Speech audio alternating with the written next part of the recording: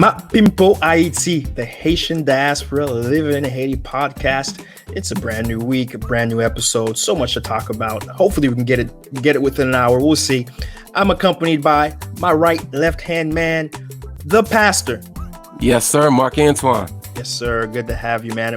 You were thoroughly missed last episode that we had the fantastic Ana Contreras. A lot of folks were asking about you. I know it was a conflict of schedule. We usually shoot on the weekends. That was during the week, so nonetheless, it is what it is. But glad to have you back. And how you doing, Marc? I'm doing well. Getting through another good week. Thank you for holding it down for me with Anna, and just really excited to get to today's topic. All right, awesome, and we have quite a bit to talk about, and we wanted this episode to be one again, just us, you and I talking. We want to do more of these because we do want to add from our perspectives of what we're seeing and what we've experienced as relates to particular conversational points, and this is one that we want to get right on top of because it's so current, right? Which is COVID. We really want to talk about having just an earnest, frank discussion about our experience, what we've seen, where things are going from COVID in Haiti in particular.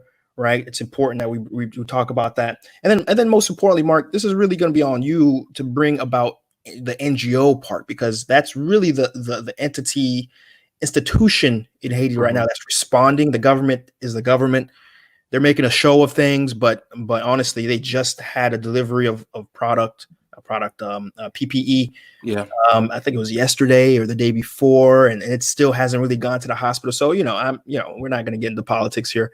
The folks who've really been leading the charge and actually impacting and doing things, honestly, thus far has been the NGO community. So we want to talk about NGOs in general. That's what we're going to branch off to. We're going to talk about NGOs in general.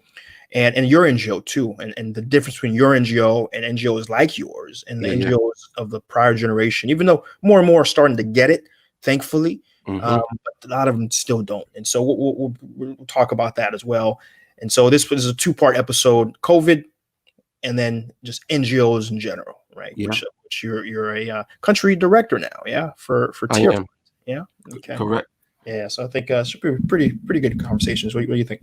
Yeah, I think it'll be really good. I think there has been a lot of change and transition in the way NGOs traditionally work and how they're working now. And so really excited to share some of that with the listeners, and really excited to tackle some of these really big challenges that we have around NGO work and development in Haiti. Good stuff. And I just want to drop a quick little reminder wherever you're listening to this from. Just remember, hit a star, hit a like, share it. Let's get some more folks cognizant of what we have going on here in the podcast, and because it's the goal is to add value added, not just knowledge, but just I like to say the ROI, return on information. Yeah. And the more folks who are more cognizant, the higher ROI that we have, right? Yeah. So Marc, what have you been hearing? Because I left. Again, this is something that I had already booked my flight months in advance. Mm-hmm. And when I left Haiti in mid-March, Haiti hadn't really had maybe a case or two, and things were starting to get a little nervous, in at least the government sphere level. Yeah. But it hadn't really kicked off. And then literally about 2 days before I was supposed to fly back to Haiti, the airport shut down.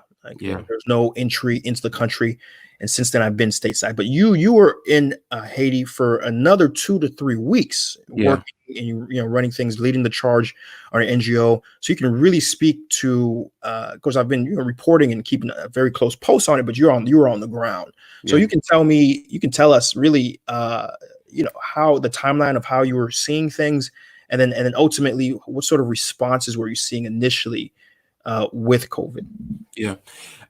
So those first couple of weeks in Haiti, I think that Haiti benefited from seeing what was going on in the rest of the world. And so, coronavirus took a while to actually, we reported our first case, I believe, in March, whereas other countries, especially China, was back in December, US, January, February timeframe. A lot of those other countries earlier in the year. And so Haiti was able to see what was going on and what preventative measures to take. And so when everyone was giving numbers, the projected numbers about Haiti, I thought that it would be considerably less just because we had more information and we were better prepared. And so I actually will say that the government did act, in the right ways on this, by locking the country down before it got to be a big, issue. And so I think, at the moment right now, there are about 4 million cases around the world, over 270,000 deaths. In Haiti at the moment, I think we're at over 140 cases with 12 deaths.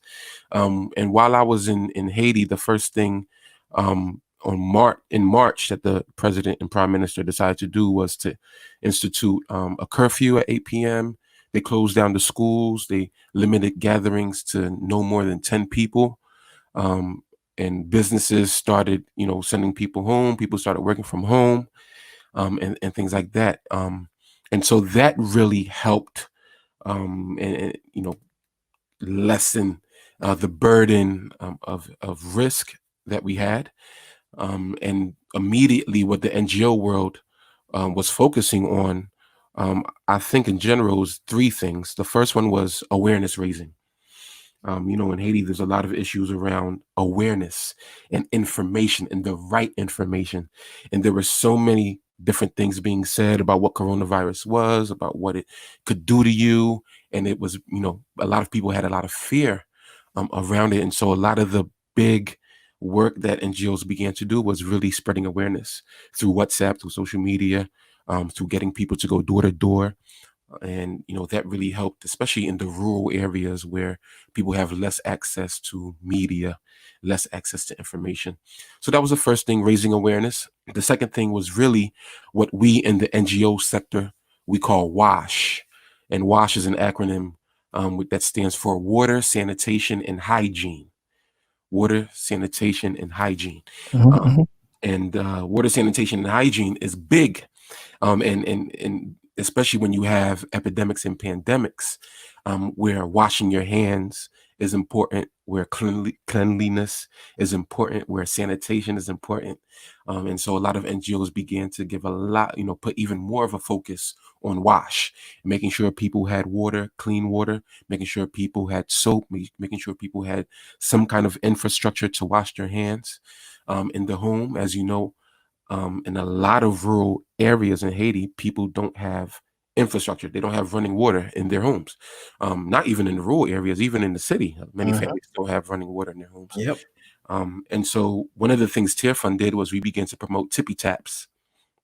Tippy taps is a very elementary, cheap, inexpensive way to have a water system, water infrastructure in your house. And it's basically just using pedals and a gallon of water to wash your hands. And we've been helping families put those in. So that's a second phase, really a focus on WASH, getting people to make sure that they're being clean so that the virus doesn't spread. And the third thing, which NGOs began to do, was more of a scale up. We know that in about 4 weeks, Haiti will be entering into our hurricane season, which is very problematic for our country. And it's already been reported that this hurricane season will be a much more busy hurricane season than last year. And prior to coronavirus, Haiti was already what we call phase 3, crisis phase for food insecurity. About 35 to 40% of the people in the country were food insecure. And so now with coronavirus, where you have people quarantining, not able to go to work, not able to make money, is going to exacerbate the food insecurity of families. And then you have, this hurricane season that's approaching, where a lot of farms and agriculture will now be in danger. If people don't plant at the right time, they'll be in danger. And so food insecurity is definitely going to rise. And so the third element that NGO started to focus on was getting food to these people. And there are two ways to do that. You can either do it through in-kind distribution, which is basically you buy the food and then you distribute it to the families, or you can do it through cash transfers, which is what a lot of NGOs are prioritizing now, is the transfer of cash through different financial institutions to families. And unfortunately, the food basket for families this month is up to 10,000 goods. It's $100. It's very expensive. The food basket is basically the amount of calories a family of 5 needs per day, extrapolated over a month. And then you put a dollar value on that. And so to give, and I believe the calories is 2,100 calories per day per person. So at the moment, to feed a family of 5, just the basic level of food, a family needs around 10,000 goods, which is the equivalent of $100. And so that's what a lot of the NGOs have been doing, these distributions to families. And so that's the big work. Really, I went through that really fast. Sorry if your heads are spinning, but that's what the NGOs start to do. And so really kudos to a lot of NGOs that, were able to hop on that quickly. Kudos to the government as well for getting things shut down as much as possible. And so that's where we are in Haiti at the moment. A lot to unpack there, so let's unpack them. So first and foremost, I think at this point everyone knows what COVID is. It's a virus, that flu virus ish, right? That came from they know for sure bats. It hopped into some sort of animal in between, and then it migrated to humans. Very contagious, very deadly relative to the flu itself. There is no protection necessarily. We're still waiting on a vaccine. Most people who get it actually are asymptomatic, meaning that they don't even show symptoms. Right. Which is why, again, it's so dangerous, because you can still be spreading it during that period. And so I think at which point everyone knows it, where everyone's affected by COVID. At this point, I say affected, like, their lives have been changed. Mm-hmm. And so everyone knows what it is. So I won't go into too much detail. Came from China, obviously. So as it relates to Haiti, this is certainly problematic, because the fact that, as you alluded to, so many people, you can't stay home, right? Because ideally, folks are saying in other developed countries, they're saying stay home because that's how you lower the curve, right? By ensuring folks aren't out spreading it. But it's hard to do that in Haiti, where literally, if you don't go out, you don't eat, right? If you don't go out, you don't make the money. It's yes, the Haitian government recently announced that they are providing 3,000 good, but what I've heard thus far, right, is the initial wave, which might be the only wave, which is a question mark, where it was only folks who had a Digicel Moncash were getting it, right? And whether or not that, because as I was understanding, it was going to be the first wave, but a lot of people are saying this is the only wave. So I'm not too sure where that is right now. I haven't done my usual research for Haiti Business News just yet today. And so I'm sure by the end of today, I'll have a better idea of where that is, but that's certainly troubling if that really is the case. And further, the other social nets that other countries are having, we don't have. Food stamps are certainly helping a lot of people in America. Right. Other countries have gone much more aggressively to say we're providing income equal to a certain amount every single month until this crisis is over. And none of that is happening in Haiti, arguably because it can't. But me, in my perspective, Haiti doesn't have a money problem; it has a mismanagement problem, right? So that's a whole different conversation for another day. And so, yes, we can give the government some credit here. They acted very quickly, very aggressively to close the border, close factories, and other preventative measures, which still, it still could be better. For example, they just only recently started giving out masks, right? But they did mobilize the production of masks relatively quickly. So I think the overall response, I can say, is better, much better than expected, and that says a lot for Haiti to do something better than expected. Says a lot. It doesn't say much too, but says a lot. And so overall, they've been responsive and leading the charge. But again, it goes back to the people here who are at the heart of this. I don't know. Part of me feels like, because the Haitian demographically is so young. I feel that hopefully that youth would mean that it wouldn't be as deadly. But the problem is, yes, we have a lot of youth as a percentage, I think somewhere around 50 to 60% of the entire Haitian population hovers around the median age of 23, 24 years old. Mhm. Right. But the problem is for the older people who may be less as a percentage of the population, Yeah. it would be exceptionally deadly because of the fact that we know that it targets them, Yeah. most egregiously, and we don't have much of the medical infrastructure isn't there to help, Yes. for those most vulnerable people, right? And we know too the Haitians' health is problematic. Haitians as a whole suffer from diabetes in high percentages. They suffer from Mhm. high blood pressure, a lot of ailments that this virus really feeds on in terms Yeah. of the impact that it provides. So certainly problematic, and I don't, so far the numbers have been low. It's questionable. It's questionable, I must say, Mark. What's making it low? Is it Sure. because we just haven't tested a lot, Mhm. or is it really low? Right. And I think it's the answer is something in the middle. Yeah. Yeah. Right. Somewhere in the middle where we certainly, if we were to test more, we could find more. Sure. But two, I think, fortunately, just because we haven't, for better or for worse, right before this, Haiti was on a level 4 travel advisory. Right. So the tourism was certainly down. Yeah. So it also means the amount of foreigners who could have brought in the infection weren't really coming in. Exactly. So it's great. But then at the same time, too, we know there's been thousands upon thousands of Haitians from the Dominican Republic coming back into Haiti, despite the border closure. They're just walking across the border because there's a very porous, almost non-existent border between the DR and Haiti, and they're just walking across, right, getting back home because all the jobs and opportunities have been shut out for Haitians in the DR.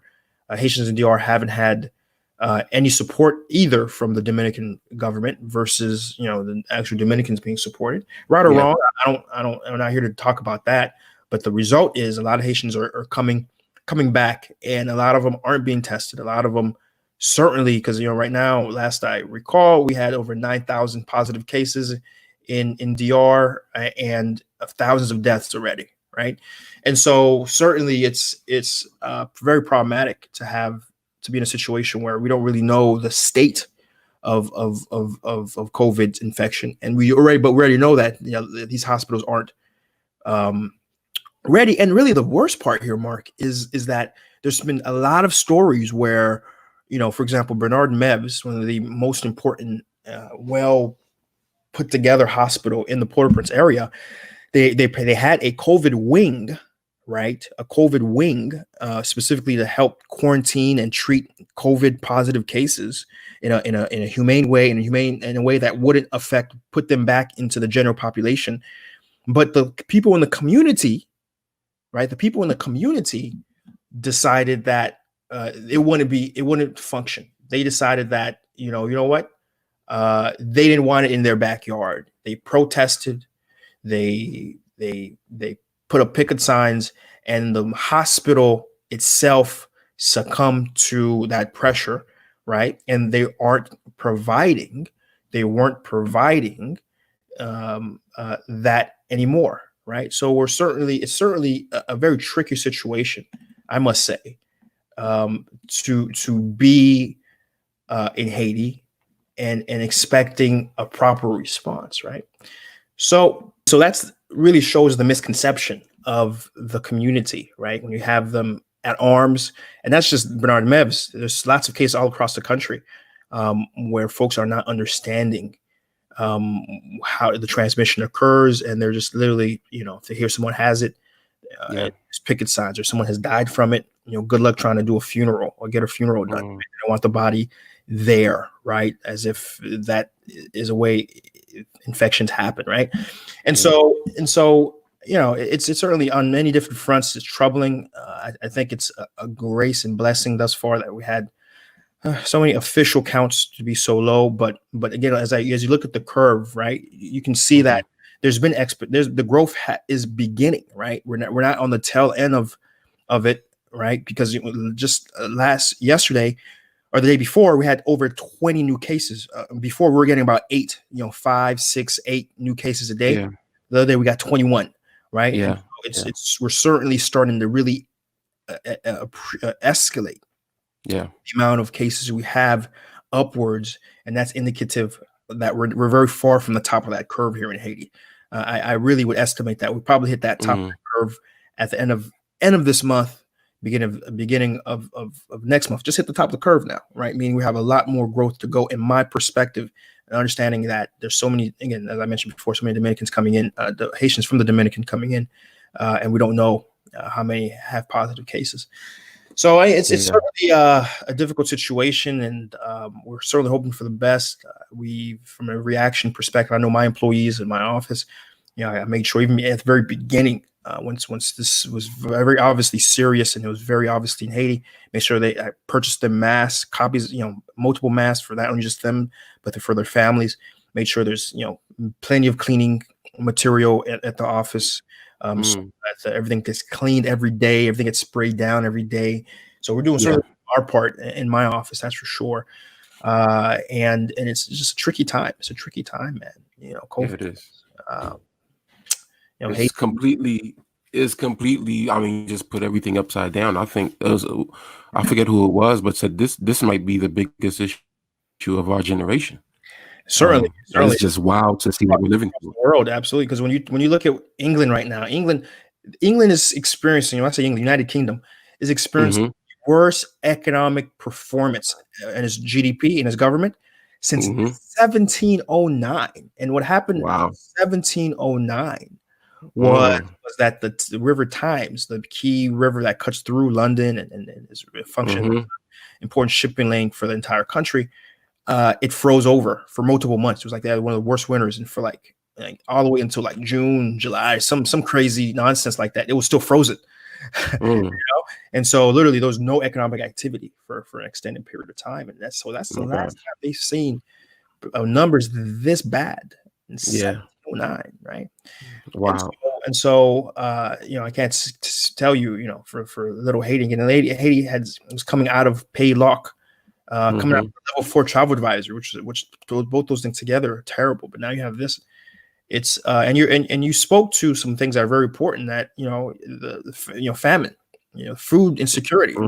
They were very perilously perched at that point in time, even before COVID. Like, I think the amount of folks who were food insecure had risen to somewhere to 30 to 40%, right? So that's before, and hard to know the exact numbers now, but it's certainly much higher, right? And it's very much it's a troubling time, man, and it's certainly discouraging, but at the same time too, it's something that folks like you who are really pushing the improving the conditions of Haiti. I'm sure it's a time of action for you guys. It's a time of we're working harder. We're working hard, but we got to work even harder.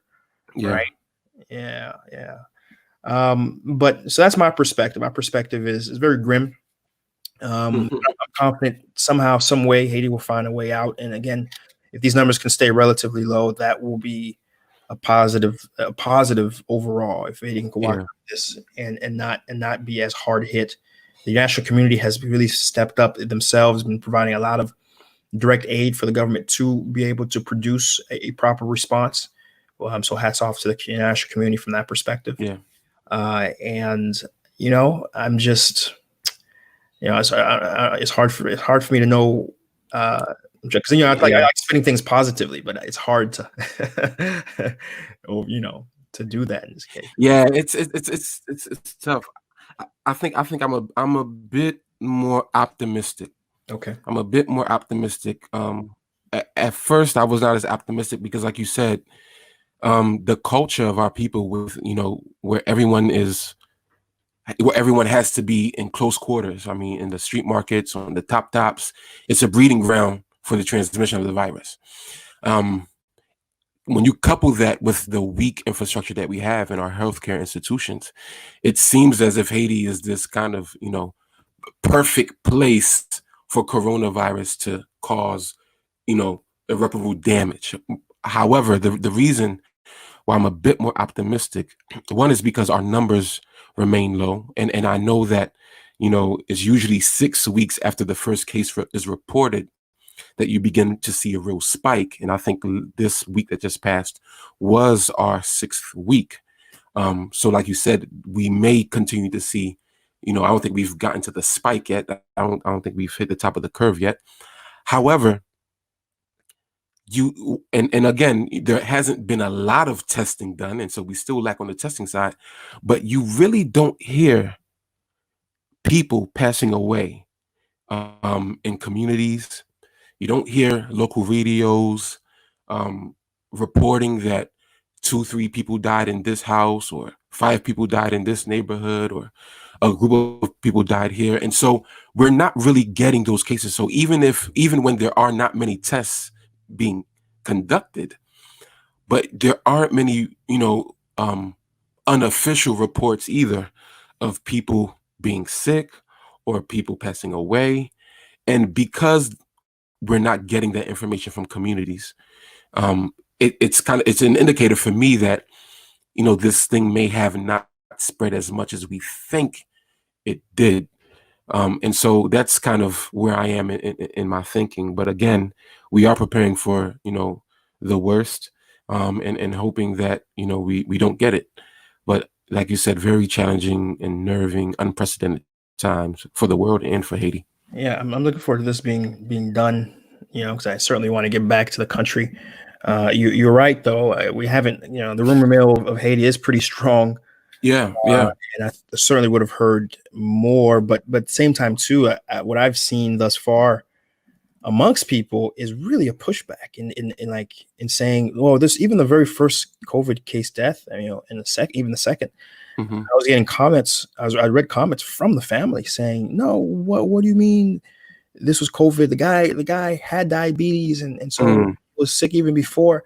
And so even amongst those who are perishing from it, you have family members coming and saying, no, we dispute this. We do not believe this was a COVID death, you see? And so I wonder, even those who may be dying, the families may not be getting the word out that COVID, right? Not only from just genuine ignorance, but out of genuine fear. Yeah, right? yeah. Once it were to come out that someone had COVID and died of COVID, the community at arm would come and Sure. and there would be reprisals for something that's not even the control of the people who live there, right? Because I've seen it, right? That's true. That's true. Right? So that it's very complicated, very nuanced. But for just taking the stats at face value for what they are low, and that's important. That's good, right? But I certainly just wanted to take a step back and talk about it. I know there's been a lot of very positive things that come out of this. For example, a lot of communities have been putting, water sanitation buckets for folks to wash their hands, and soap, and they just leave it freely, open in the public, and folks have been using it. And even I've seen some folks say, "Hey, please leave 5 good or a good, so we can refill this, refill the water and stuff, and which is great for those who do contribute to that." So we've seen some, as always, Haitians. We step up. Haitians step up in times of crisis. I just know, for example, anytime there's an accident or something happening. For example, recently, coming from Ish, I got into a car accident. I didn't hit a car, but it was wet, and then the car I had fell into a ditch. Not too many folks know this. Your car? And my little Chevy green trucker. Okay. Fell into a ditch. Luckily, it was on the right side of the ditch, and it wasn't off the cliff. My God. Because it could have been off the cliff, and that would have been a whole different story. Yeah. And so the car wasn't too badly banged up. Had to spend a few $100 to get it back working, but just to get it out. It was. I thought we were in the middle of nowhere, but there was some men out there, and they were extremely helpful. One of the men knew another guy who had a truck. And when I say truck, like a camion, you know what I mean, like a big old camion. And another guy had a steel rod, steel rope, kind of steel. I don't know how to describe it. It's like a steel rope. And I was able to tie it underneath the car, and like literally had 4 of the guys pushing.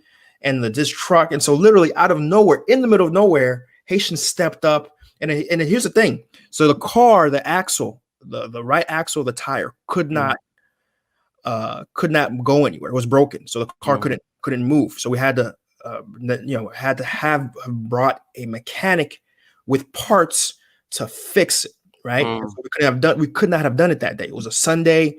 It was like 4 o'clock in the afternoon. It was raining, so it wasn't going to happen. So we had to leave the car there. And so literally one of the guys who helped us volunteered to watch the car for us. And to the point where this is where we trusted, right?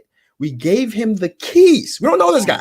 Wow. This guy from George, between George, don't know. Gave him the keys. He slept in the car. What? To ensure that the car would have been safe. And then my driver at the time, came back with a mechanic on a moto from Port-au-Prince, because we're all the way in the hills of if you know where Montcarbrit. So after there's an area called, I think, something Rouge, Point Rouge or something like that, is where we're just about there. And then literally, so we brought the car the next day. He was there, and then of course we gave him a little tip, man. That level of service, we gave him a little tip to help him out. But just to kind of show you the lengths folks will go to help you in Haiti. We don't share enough of these stories, man. We share, Haitians are so quick to share these small percentage negative stories, and so to share these awesome stories, right? Yeah. And so I share that story just to say, there are a lot of positive stories of folks stepping up during times of crisis to help their community preventatively, for sure, right? It's just that some of these, after the fact, because of the fear, fear is just a seditious thing that kind of just pervades and overcomes reason.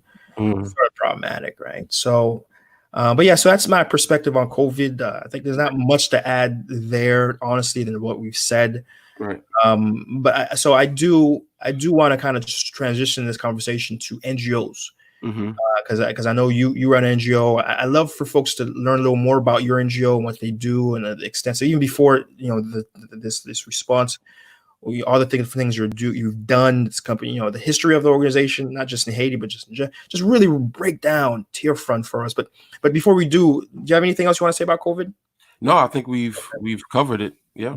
All right. So yeah, man, we're all ears, man. Break down, what is Tearfund?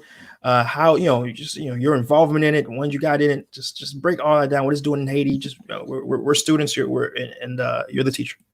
Very good. So Tearfund is a wonderful organization. It actually started back in the late 60s.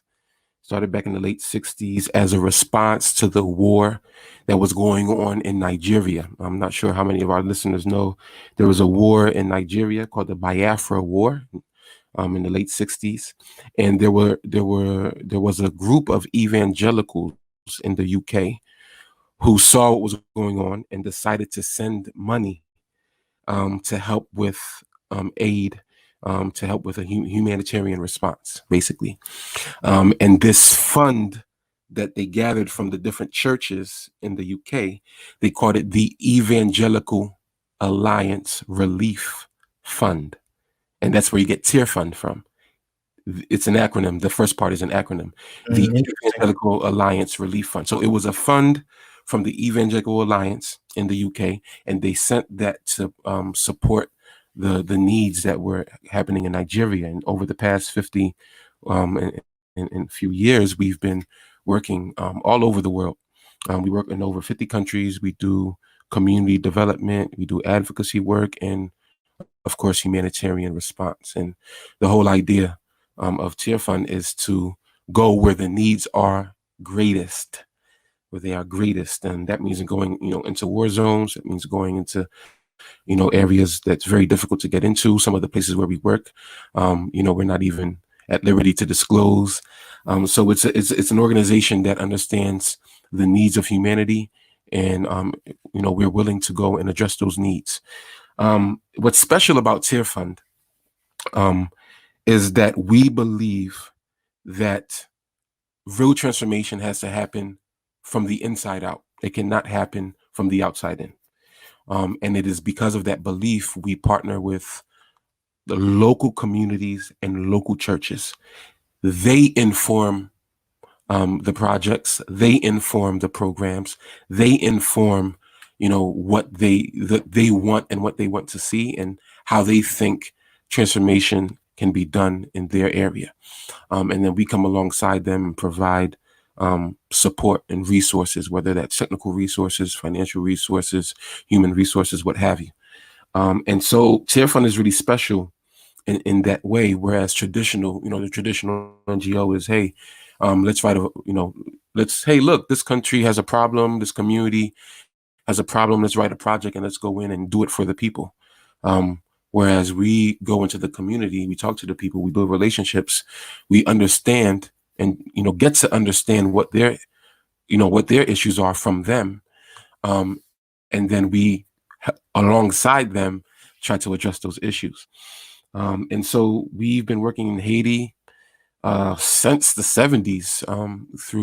At first there was a desk researcher in the UK who was sending money to the Evangelical Alliance in Haiti. And then Dust. Oh, a Dutch. Okay. Dutch. No, sorry, desk. Desk researcher. Yeah. So it was just somebody that was based in the UK sending money to Haiti. So we didn't have an office in Haiti. Okay. Yeah. So the first office started in 2008, I believe, and the first director was Jean-Claude Sélin. He's a mentor of mine, and he's a really, really wise and revolutionary political, religious mind. He's an amazing person, Jean-Claude Sélin.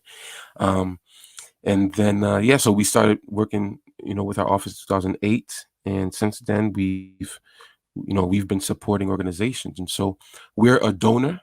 We don't implement projects directly unless there is some type of disaster or a special project that requires that we do some response and that there isn't already expertise in Haiti to do so. But we partner with organizations, local and international organizations. We give them, grants and technical support, and help them work with communities. So that's what we do. I'm the director now, and we have a team of 12. And we're focused. Well, right now we're focused on coronavirus, as is everyone. But some of our focus areas are food security, youth empowerment, and everything that we do, we do it through the lens of enterprise-led development. I think I've spoken to you about this before. It's really, looking at the past 50, 100 years of NGO work, we're not seeing the level of transformation that we should. And the problem is because of the way that development has traditionally happened. It's, been through handouts, through I'll give you this. But what we know is that people get out of poverty through work and through employment. And so our idea is really to do development through enterprise. So no matter what it is, whether it's a farmer, how does that farmer, partner with other farmers to increase their yields and in their production, and then connect them to local markets? That's what we want to do. The era of helping families plant 2-3 bananas and then take a picture with them and put it on their website, that's dead. that was never development. And so we really want to help farmers get money through enterprise. Youth, how can we tap into the potential of these young people, to build business? Things that we're doing around WASH and water and sanitation and hygiene.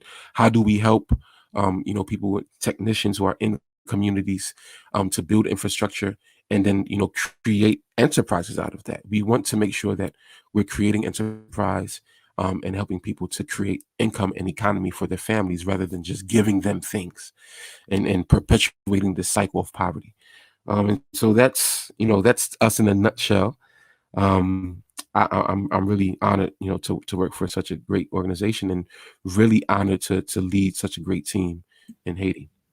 Wow. So yeah, certainly a company that like an NGO that gets it right. Certainly they understand.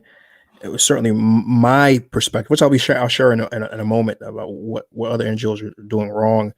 And so, but to continue on with Tearfund, so it sounds like let's talk about their donors. So do they just sort of crowd fund, or do they, Sure. get it from as percentage from the church? Like what's their donor base like? Just out of curiosity.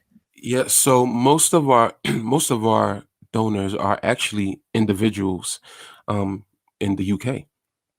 People who give either to the church, or they just give through, through the charity outside of a church. And that accounts for, if my memory serves me, about 60 to 70% of our income.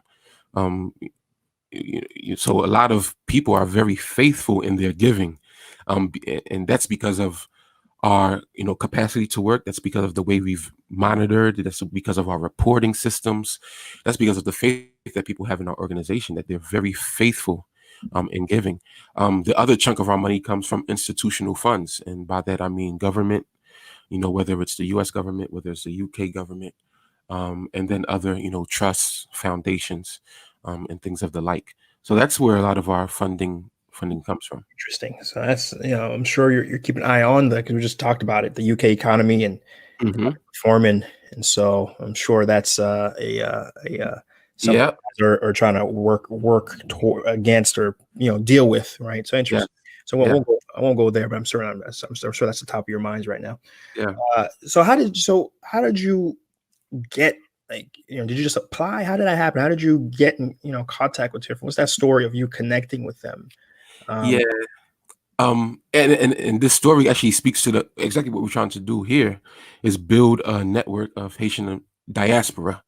Um, and so basically, when I was an undergrad, I went to undergrad um, at a school called Immaculata University in Pennsylvania.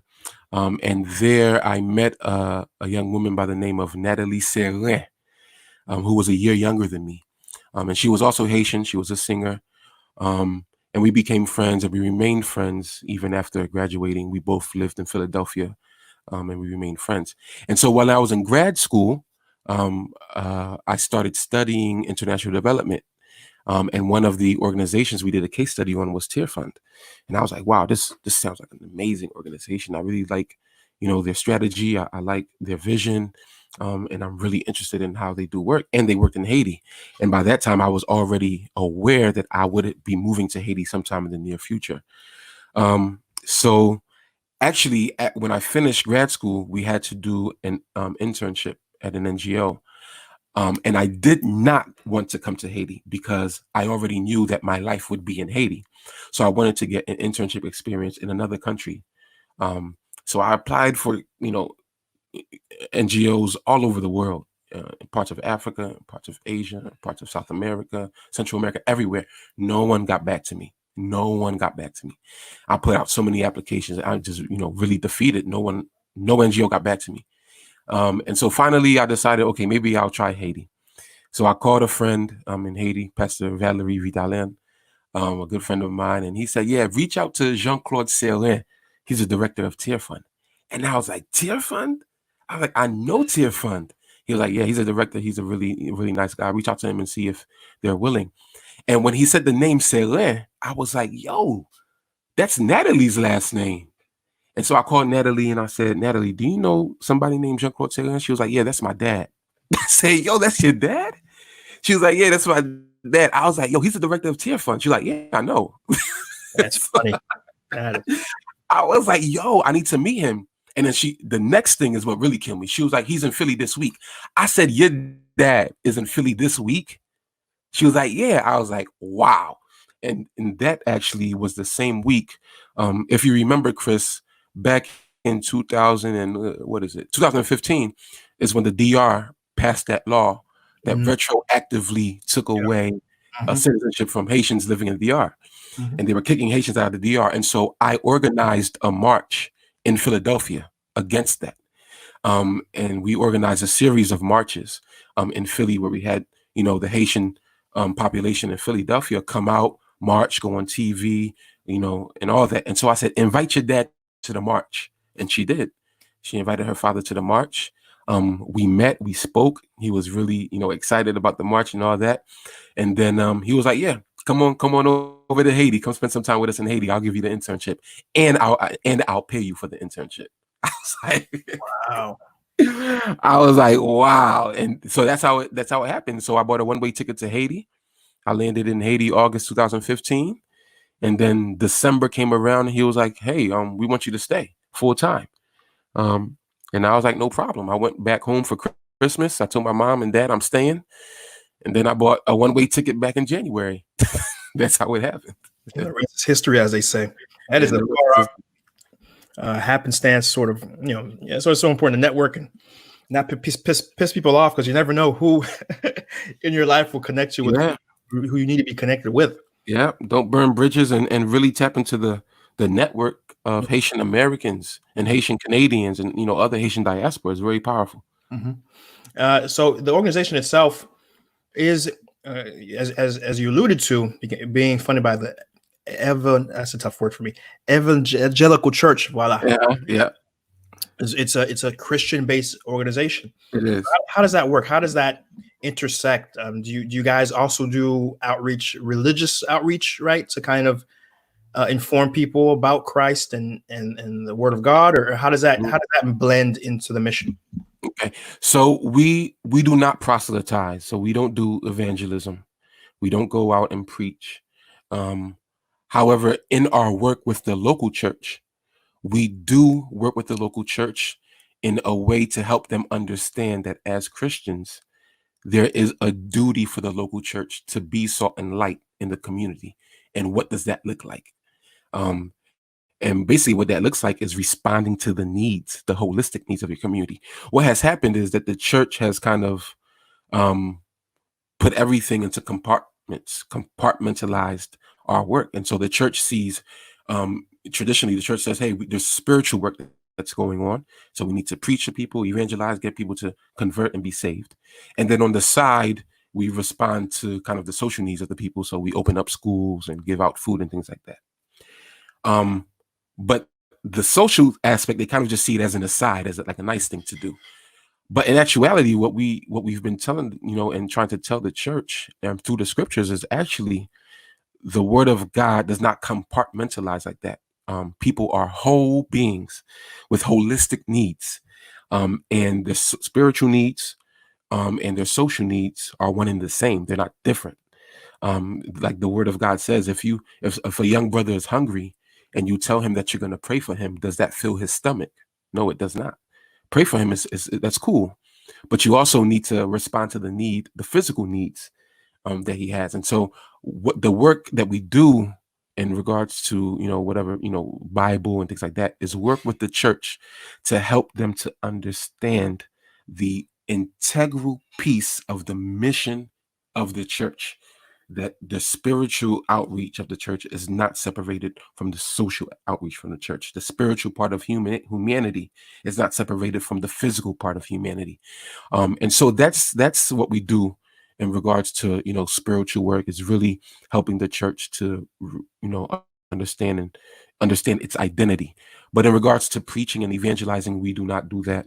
As people work in NGO world, we know that we subscribe to certain standards, which we call the core humanitarian standards, which says that we give aid not based on any factors of sex, of religion, of color, of ethnicity, of background, anything like that. It's we make sure that we are, we across the board and responding to the needs of people.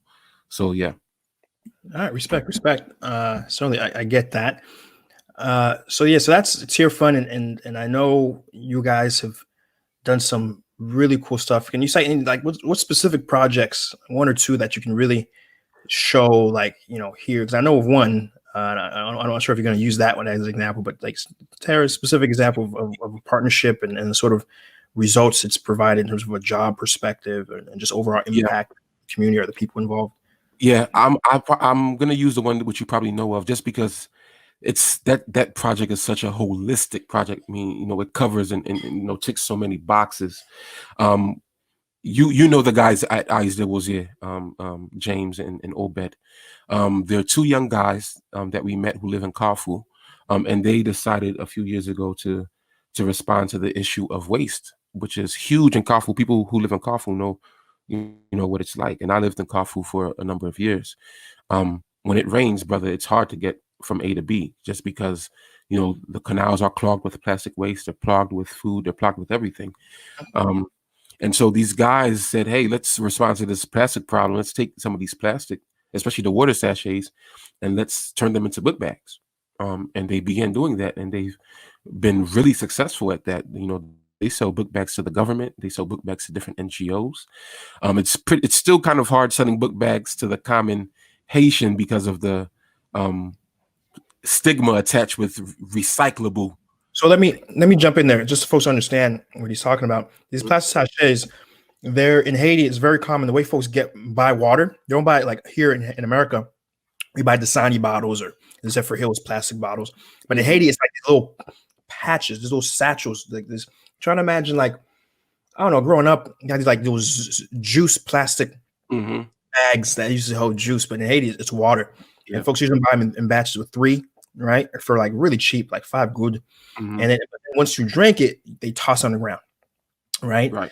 So what they've done is they've started.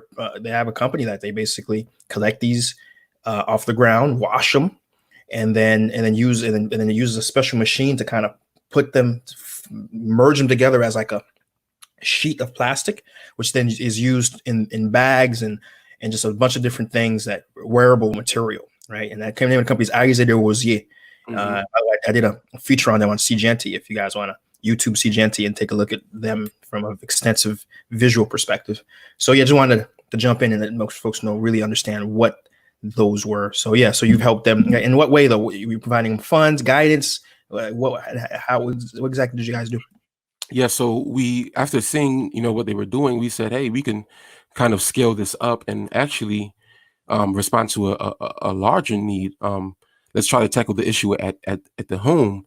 There's not a waste collection service in Carrefour. There's not a private waste collection service in Carrefour, and the mayor's office, tried to do, waste collection service, but it lasted just a few months and it hasn't been consistent. And so when people have waste, they, either throw it in the river, which causes a whole host of issues. And that river leads into our sea, the Caribbean Sea, and which causes another whole host of issues, especially for our fishermen and women who are in fishing. So what we said is, okay, you guys have been collecting plastic, so let's have you do some training. Since you guys know a lot about plastic and waste, let's go in and train families on recycling, and let's get families to recycle in the home. Let's have them recycle their plastic waste. Let's have them recycle their organic waste, and let's have them recycle, all the residual waste. And then you'll go and you'll pick it up. And then with the plastic waste, you can continue to make your book bags. But also with the plastic waste, what we found is that they can actually make adoquin. And adoquin are the paving tiles, the paving bricks, which we use a lot in Haiti. And as many people know who's been to Haiti, a lot of areas in Haiti are not paved. And so there's a market, there's a need to pave roads. And so we said, let's have you make adoquin and continue to make book bags. And then with the organic waste, let's make compost. And so we began to do that. And over the past year and a half, we've been piloting it with a small number of families in Carrefour. It's going really well. They pay a small amount. And then Tearfund subsidizes, and we support Isaiah Wazier with materials, with, we pay, the staff on there, to do the collection, and it's going really, really well. And the idea is that by doing this, we can help, because, when the waste is just thrown out in homes or in the streets, it gets burned, which causes a whole host of health issues, environmental issues. And so by collecting this waste, we're addressing health. We're having health impacts. We're having environmental impacts. We're creating jobs for young people in Carrefour.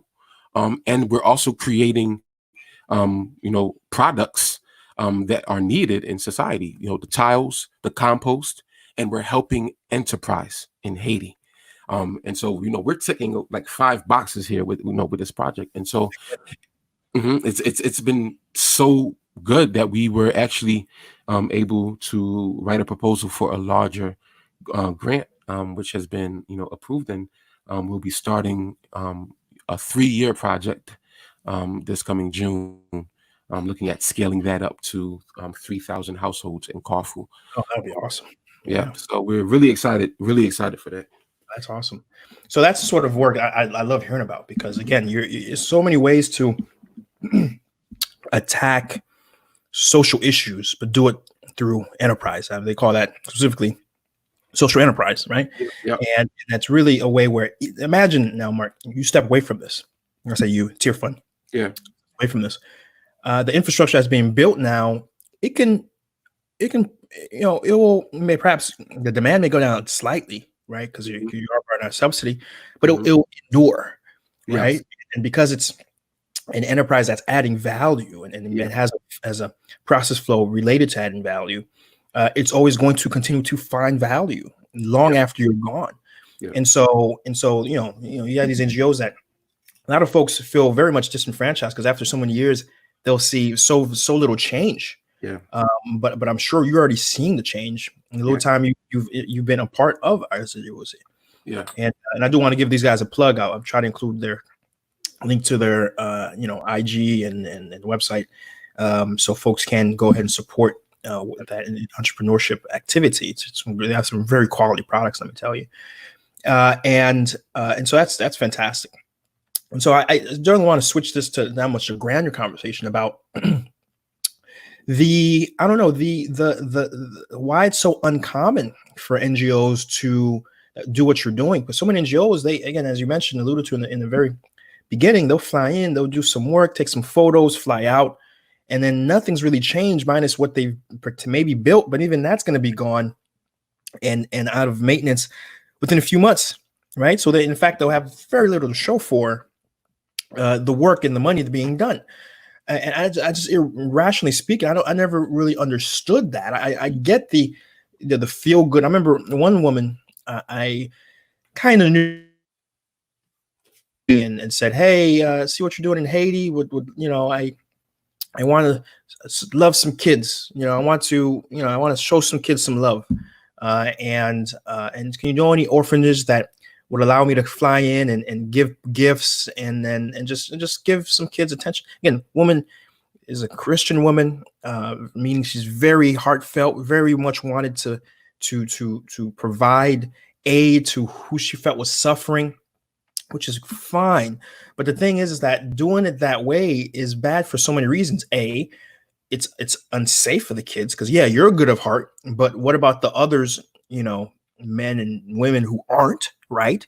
Who use these kids as targets. Other things is that, funny enough, we're talking about orphanages, but this is just an example out of the larger body of NGOs and not-for-profit assistance. None of these kids have adults. 80% of orphanage kids in Haiti have at least one living parent, right? So it's because the parents don't have ways to take care of them, don't have jobs. They feel it necessary to give those kids up for a chance of a better life, right? And the result of that is often tragic. Just a few months ago, there was an orphanage that burnt down, and how many kids died? Somewhere around 10 to 13 kids died, including two employees of that orphanage, all because even though that orphanage was taking in somewhere around like 10 million or 13 million, a lot, 6 million, millions of dollars, but yet only expending a few $100,000, and these kids were living in conditions where they're just candles. Like, and then one of the candles fell over and it burnt the entire home, and all these kids died. Right. And it's travesty. And last I heard, there were some charges being pursued, and justice is served because they're a Pennsylvania-based, Pennsylvania-based orphanage. And so that's just one example. But the most common example is just NGOs that they want something built. They'll fly in volunteers. Haiti has this very notorious poverty tourism, right, where folks from the middle of America, looking to spend, or build a college resume filled of philanthropy, or just because they're very naively wanting to do good in a place that needs good, they'll fly in, paint some buildings, or place some cement boulders around and say, we've done something, and flew out, even though the most effective way to have done that would have been to hire professionals in the country for a fraction of the price to do the work, right? And and that's just one example. The other, of course, is products flying in. Flying in products that could have easily been bought. For example, peanut butter, soap, all that is made by companies and people in Haiti. And when you fly stuff into the country, you're taking it away from the people who could have sold it, because you can't compete against zero, right? And these people are, ultimately going to be competing against zero, because you're going to be giving these products to other Haitians that would have potentially bought it, and now they're not, right? And you're only actually hurting the economy more than not. And so the way so many of these NGOs are structured, it's really, really bad. So I don't talk to us about. Obviously, you never worked for another NGO, so you can't speak to it. But I don't know. Have you tried to engage some of these NGOs that are doing it inappropriately? Have you talked? What's the sort of pushback or feedback or sense that you've gotten from these NGOs that are doing it wrong? And are you seeing a change in general with the general ecosystem of NGOs, of those you are knowledge of or may interact with? Yeah, I mean, there's so much to unpack. There's so many reasons. To give just a few. One of the biggest issues is that a lot of the work that's being done in Haiti is donor led. It's being led by the people giving them money. And one of the things that I learned very early on is he who pays the piper calls the tune. Whoever is given the money has the say on how it's spent. And now the problem lies with the donor. The problem lies with, 90% of them, I would say, they're not ill-intentioned. It's just that the fact that, they're not looking at the history, they're not looking at the results. Back 30 years ago, everyone thought it was fine, for people to come over and give help and, give things and give food. And no one would have said, hey, this is not a good idea. But 30 years later, we see the effects of it. And when we think about it and look at it and evaluate it, we can now see that, hey, rather than coming and giving food or coming and, giving things, you can buy things locally. And like you said, you can hire someone locally. But it's only after the fact, only after we've done these evaluations, only after we've seen the impacts, we can say that. And now the question is, are donors willing to look at the facts? Are they willing to look at the evaluations? Are they willing to look at the reports and say, hey, we want to change the way that we work? And so what Tearfund and what many other organizations have done is, a few years ago, we adopted what's called the Grand Bargain. The Grand Bargain is basically a deal between a lot of the large UN agencies, the large donors all over the world. Basically, that bargain says, hey, we're looking at more transparency in our funding. We're looking at also increasing the localization of aid. So less people coming from the outside and more people from the inside doing the actual work, more of the money actually getting to, the communities directly and being informed by the communities directly, which I think, is really big and a really big help. I think one of the reasons people are afraid to go in that, towards that trajectory is because whenever you do that, it means you're relinquishing some of your control. To say that, hey, I'm going to give these Haitians this money rather than coming and building it, you're relinquishing some control. And it takes a lot of faith. It takes a lot of strong relationships in order to do that. It's not easy to do that, but actually that is the correct way. And one of the things I've always said with missionaries, rather than you coming to Haiti every year, how about you come once every 3 years? And the years where you don't come, still send the money as if you were coming. Raise the money as if you were coming and send it. And I guarantee you, I mean, that $10,000 or $20,000 you would have spent on a missionary trip, that can go so far in Haiti. Imagine, not spending that money on T-shirts and drivers and airplane tickets, and actually investing that money into a community. Imagine how many communities over the course of 50 years will have been transformed through your investment. And so the heart of it is really a control thing. It's really a relationship thing. And it's really, are the donors willing to try something different? Mm-hmm. I love it. I love it. Great example. I love that idea of what you're going to spend anyways. Yeah. Give it to a community, focus on providing a community partner or associate Right. to drive a project home locally, which is very, very important. Yeah. So, so that the solutions are known, the direction that we should be going Yeah. is known. It's just that, there's just, so you mentioned that there are a lot of NGOs that did sign this grand bargain. And so they are moving in that direction. So do you feel right now there's more NGOs doing it right than doing it wrong?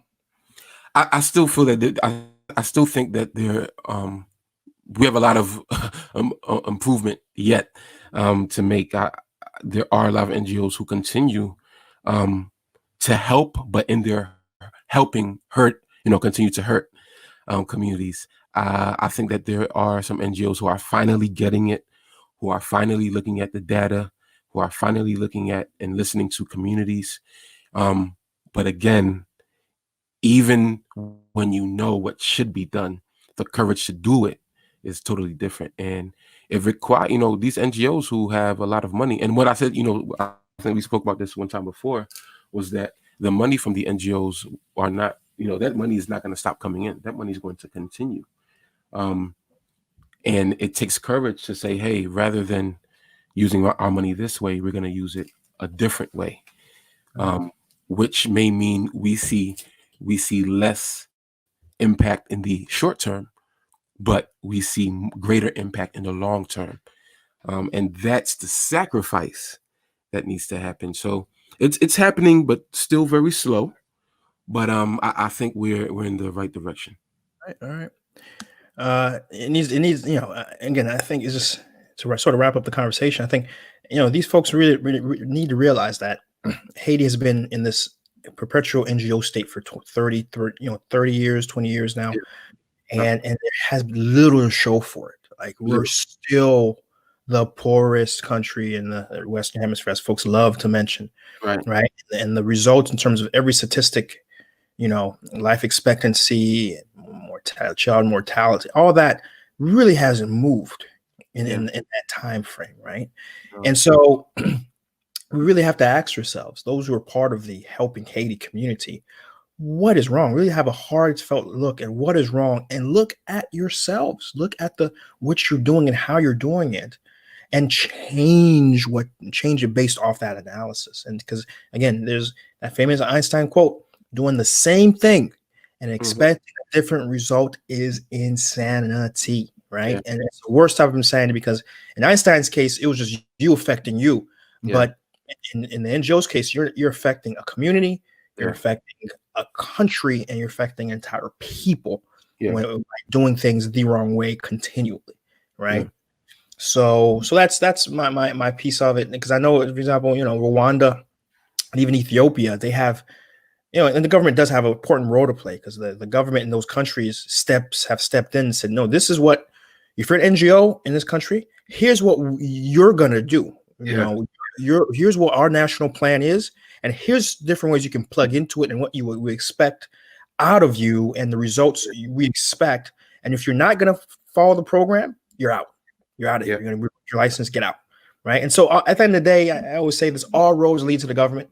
Right. All roads lead to, a political solution. Right. As much as we talk about business and doing our part, all roads lead there. So at some point, we're gonna have to step on that road.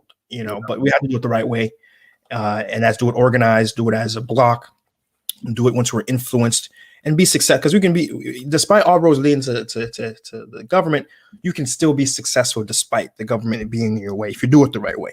Sure. That's why we talk about what we talk about here on Nation Diaspora, on My People IT podcast, and we'll keep on talking about it.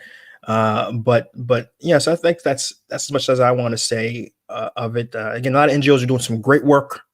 I'm not taking away from anybody who's doing this. Haiti's just a large elephant that it takes a lot of hands. It's gonna take a lot of hands to cover Haiti and to get it to move, because elephants are heavy, and a lot of hands to push it and a lot of hands to cover it. So hats off to anyone who's listening from the NGO community.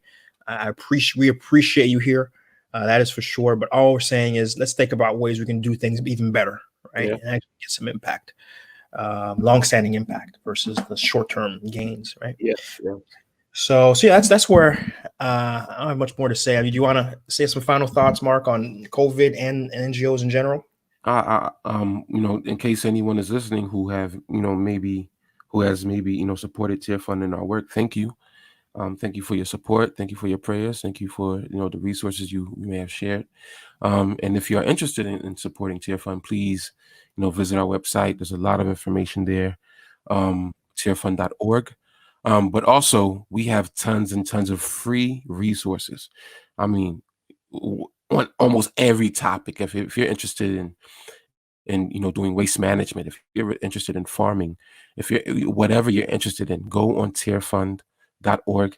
Also go on tearfundlearn.org. You'll find free resources on a whole host of things. And so thank you for connecting with us. And I'm really excited to hear people's feedback about this topic. Yeah, I think certainly I'm going to include the information underneath for sure. So guys, if in the description of wherever you may be listening to, it's going to be down there. But tearfund.org. Yeah. Here, I always cite Tearfund as an organization that has it figured out and doing it the right way.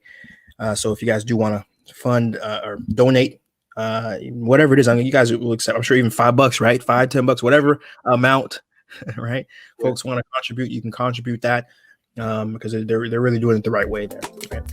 And as for me, my final thoughts, again, COVID, we'll keep praying about COVID and again, we'll keep fighting. I think at the end of the day, Haiti takes multiple fronts to even put a dent in its progression. And so however and wherever folks can contribute, I do welcome to do it, but just always strategize about what is the best way.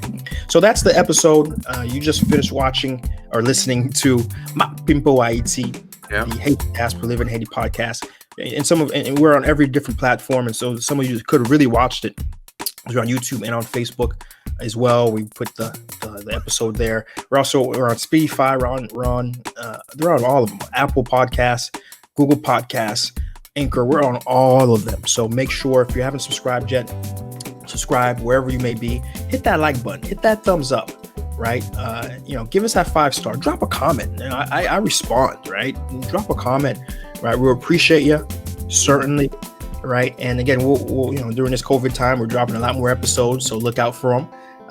They're engaging. I like to think, and we're going to keep on keeping on. Right. Yes, sir. Yes, sir. So again, until we're back at it again, we'll be back at it again. Peace.